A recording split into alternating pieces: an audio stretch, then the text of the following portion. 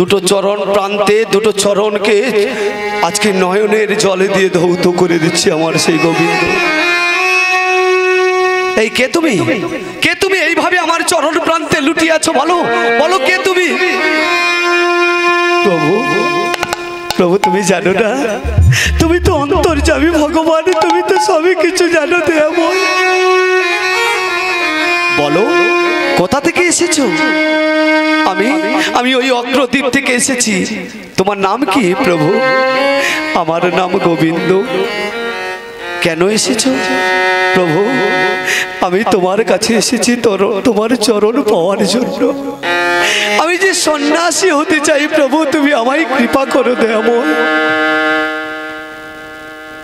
মহাপ্রভু মনে মনে চিন্তা করলো, কে কে ভক্ত, কে নবীন ভক্ত, আমাকে জানতে হবে। মহাপ্রভু জানতে পারলো কোন কথা জানো? এই কলিযুগের কথা নয়, দাপর যুগের কথা। এই যে গোবিন্দ, এই গোবিন্দ পূর্ব জন্মে কে ছিল মহাপ্রভু জানতে পারলো। কে? ওই যে গোবিন্দ এই কলিযুগে গোবিন্দ হয়ে এসেছে, কিন্তু পূর্ব জন্মে একজন সখী ছিল দাপর যুগে। কি বাবা? একজন সখী ছিল। সেই সখীকে, সেই সখী আর কেউ নয়, নাম হলো তার কলাবতী সখী। সেই কলাবতী সখী কলিযুগে জন্মগ্রহণ করেছে গোবিন্দ ঘোষ রূপে। কেন না? রাধা রানীর কৃপা হয়েছে তাকে। রাধা রানী করুণা করেছে কলিযুগে। রাধা গোবিন্দের প্রেম সে যেন জানতে পারে, সে যেন রাধা গোবিন্দের কথা মৃত সে যেন আস্বাদন করতে পারে। কোন দিনের কথা হচ্ছে? ভগবান শ্রীকৃষ্ণ তার সখীদেরকে নিয়ে নিভৃত নিকুঞ্জ বনে তিনি কি করেছিলেন? লীলা করতেন। আসি বাবা সেই কথা। যখনই লীলা করছেন, লীলা করতে করতে যতজন গোপিনী ততজন কৃষ্ণ, তাই তো বাবা? যখন লীলা করছে গোপিনীরা ভাবছে আমাদের আমাদের আমাদের ভগবান, আমাদের গোবিন্দ আমাদের সবার হয়ে গেছে। দেখো আজকে সখীরা যে এই কথা মনে ভাবলো, সখীদেরকে পরীক্ষা করার জন্য ভগবান রাধারানীকে নিয়ে অন্তর্ধান হলেন। শ্রীমতী রাধারানীকে নিয়ে ভগবান অন্তর্ধান হয়ে গেলেন। যখনই ভগবান অন্তর্ধান হলো, রাধারানী মনে মনে চিন্তা করলো, আমার বধূ বুঝি আমায় একটু বেশি করে ভালোবাসে। কি বাবা?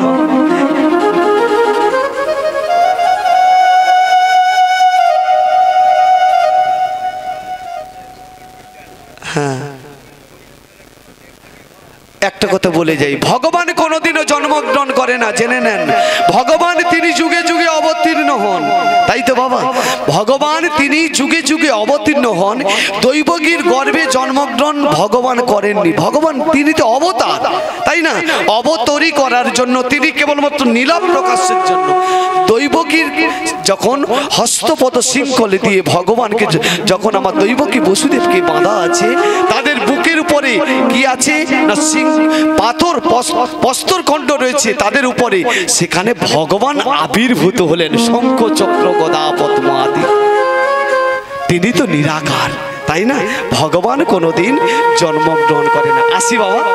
হ্যাঁ, তা কি হলো না? শ্রীমতী রাধারানীকে সঙ্গে নিয়ে ভগবান চলে গেলেন। তখন শ্রীমতী রাধারানী ভাবলো কি, যে আমাকে বুঝি আমার বধূ সখীদের থেকে একটু আলাদা করে বাসি, যার কারণে আমাকে আলাদা করে নিয়ে চলে এসছে। এই কথাটা রাধারানী যেই ভাবলো, রাধারানীর মনে হলো কি না, বিকার এসে গেল। বাবা শাস্ত্রে প্রমাণ আছে। কি প্রমাণ? কিঞ্চিত বিকার যদি জন্মায় শরীরে, চরিয়ায় উত্তম পথে সিঁড়ি হইতে ফিরে। তাহলে অহংকার মানুষের জন্য নয়, অহংকার কেবলমাত্র ভগবানের। আর তিনি মানুষের অহংকারকে চূর্ণ করে, তাই তার নাম দর্পহারী মধুসূদন। তাহলে বাবা কি হলো? রাধারানীর সেই অহংকারটাকে চূর্ণ করার জন্য ভগবান কি করলেন? ভগবান সেখান থেকে লিপ্ত হয়ে গেলেন। শ্রীমতী রাধারানী ভগবানকে দেখতে পাচ্ছে না। যখনই ভগবানকে দেখতে পেল না, তখন রাধারানী মনে মনে ভাবলো, একি আমার বধূ আমার কাছে ছিল, কিন্তু আমার বধূকে আমি কোথাও দেখতে পাচ্ছি না কেন? শ্রীমতী রাধারানী চিৎকার করছে, বধূ বধূ হে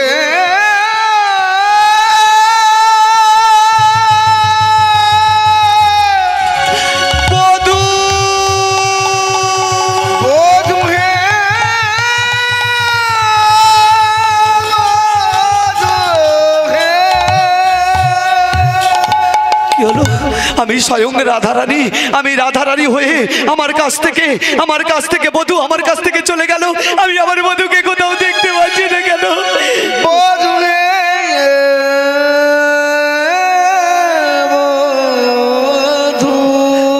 বধূ তুমি একবার দেখা দাও বধূ, কারণ আমি তোমার জন্য কত বচন শুনে থাকি, কিন্তু তাতে আমার কোনো কষ্ট হয় না।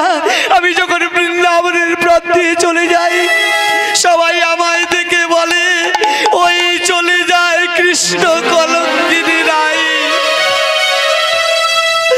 তাতে আমার আনন্দ হয়, আমি তখন কষ্ট পাই না কেন? আমাকে যদি কেউ বলতো শুধু কলঙ্কিনী, তখন আমি কষ্ট পেতাম, কিন্তু ব্রজবাসী সবাই বলে কৃষ্ণ কলঙ্কিনী রায়। কলঙ্কে যায় রে মানির মান, তাই কলঙ্কে আমি ভয় পাই না। তোমার জন্য আমি ঘর ছেড়েছি, তোমার জন্য আমি সংসার ছেড়েছি, আমি সর্বস্ব কিছু ছেড়েছি। বলো বধূ, আমি এখন কি দিয়ে থাকবো, তুমি বলে দাও।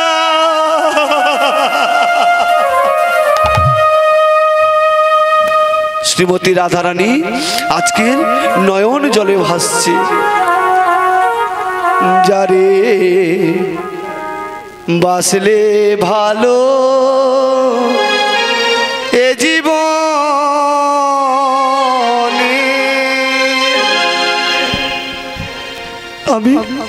আমি আমার বধূকে ভালোবেসেছি, আমার গোবিন্দকে ভালোবেসেছি, বিনিময়ে কি পেলাম দয়াময়? সে শুধু ব্যথা দিয়ে গেল, সে শুধু ব্যথা দিয়ে গেল। বাসলামে ভালো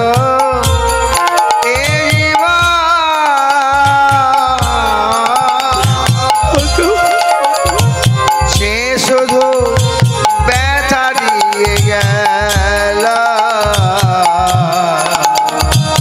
সে শুধু ব্যথা দিয়ে গেল। বাসলে ভালো এ জীবনে, সে শুধু ব্যথা দিয়ে গেল, সে শুধু ব্যথা দিয়ে গেল। আরে বাসলামে ভালো এ জীবন, সে শুধু ব্যথা দিয়ে গেল, সে শুধু ব্যথা দিয়ে গেল। বিশ্বাস কইরা দিলাম আমার মনটারে, সে করিল নিঠুর চালনা। বিশ্বাস কইরা দিলাম আমার মনটারে,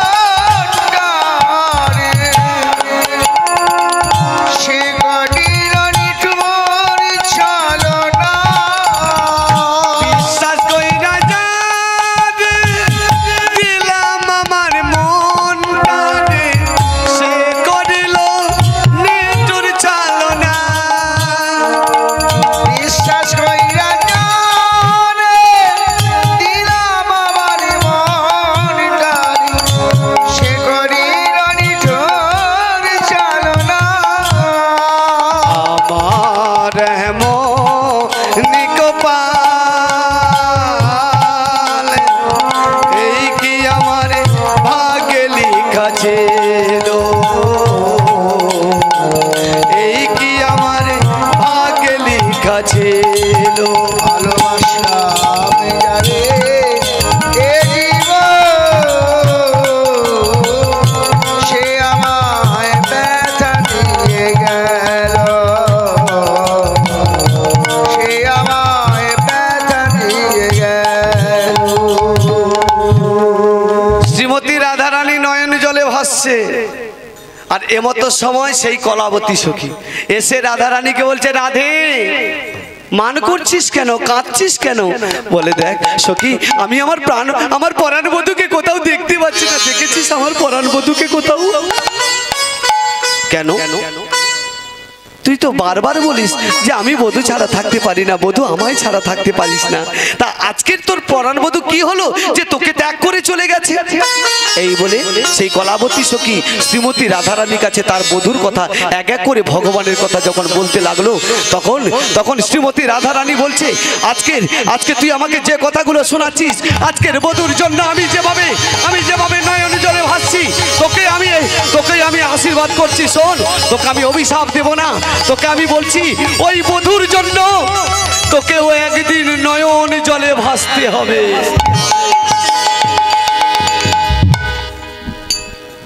রাধারানীর আশীর্বাদ পেয়ে গেলেন কে? সেই কলাবতী সখী।